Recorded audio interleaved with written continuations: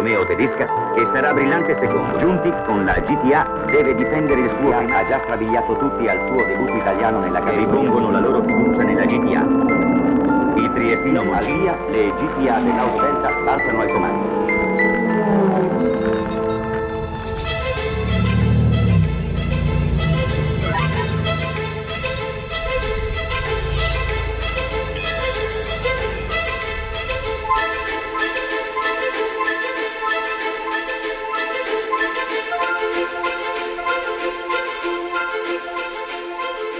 So we often get asked at what point we started designing the GTA. Truth is, we immediately after the Quadrifoglio launch in 2016 continued to play with ideas of where else to take this amazing car. So it was actually over the course of many, many years that we started sketching on a more extreme version of the Giulia. And for the 110th anniversary, it seemed to be the right time to actually show this creation.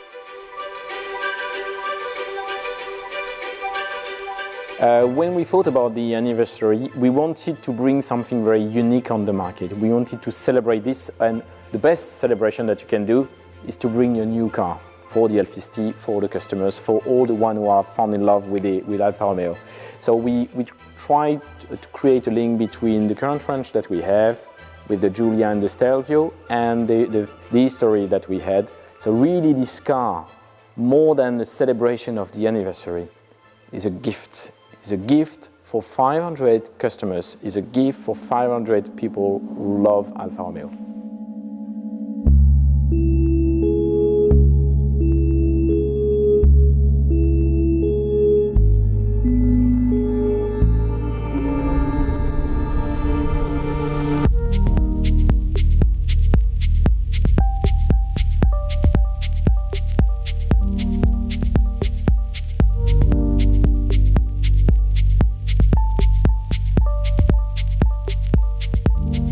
So carbon fiber is a material that we excessively used on the GTA and M for lightweighting. So the whole front part of the car is carbon fiber.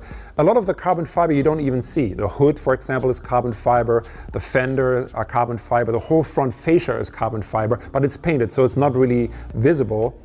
But then there's a lot of exposed parts of carbon fiber, the aero pieces. We also have the wheel arch extension in the back, the rear wing. Those are exposed carbon fiber pieces. We actually like very much working with carbon fiber. It's a material that can almost do anything. But the two differences you need to understand when working with carbon fiber, and you really have to pay attention to in the design phases, what will become aesthetic and therefore will be shown, and what is non-aesthetic.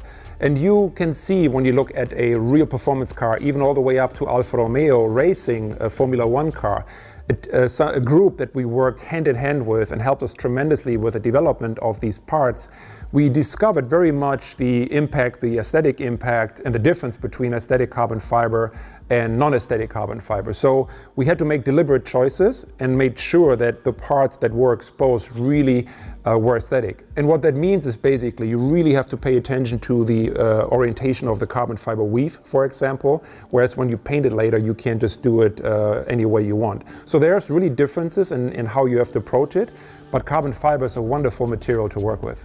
So when we designed the Giulia GTA, when we had it in the studio, you can imagine that our walls were filled with reference images of the original GTA. And one thing you can't escape looking at these images were some of these iconic liveries.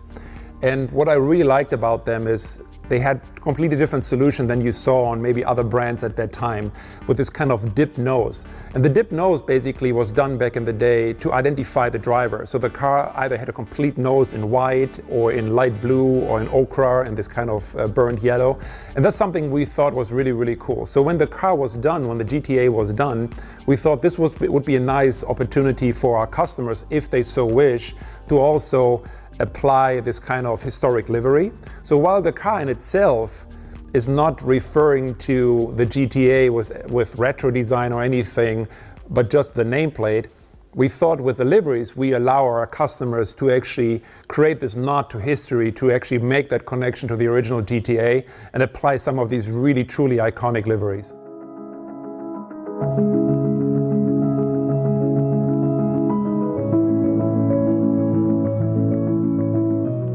I'm Fabio Migliavacca. I'm the head of product marketing for Alfa Romeo in the EMEA market. We decided to achieve 540 horsepower because it was enough to our target. It was a power to weight ratio, and so reducing the weight, we had the possibility to reach the performance that we wanted without adding too much power. Also because the idea was to keep the rear wheel drive. On the GTA M we have a specific aerodynamic package. We have a front splitter that is like on the Quadrifoglio and like on the GTA, an electric actuated splitter, so it could go down over a certain speed, but you can also adjust it in what we call the X direction, so in the front of the car manually, to increase the area and the downforce on the front of the car. In the same way, on the back of the car we have this huge rear wing that is adjustable, so the central part could be inclined in a different position, adjustable manually from the customer, and we will give some guideline to the customer depending from the circuit where the customer will drive for a track day or something like that, giving the aero setup that is the ideal one for that circuit. We worked on the weight reduction on the GTA M and the GTA, working from every single particular of the car. If you look outside the car, the front fascia of the GTA and the GTA M are totally revised for the aerodynamic needs, but are made also in carbon fiber, so reducing the weight. The pieces of the car has been redesigned. For example, the windscreen of the GTA and GTA M is thinner than the standard Quadrifoglio, reducing the weight.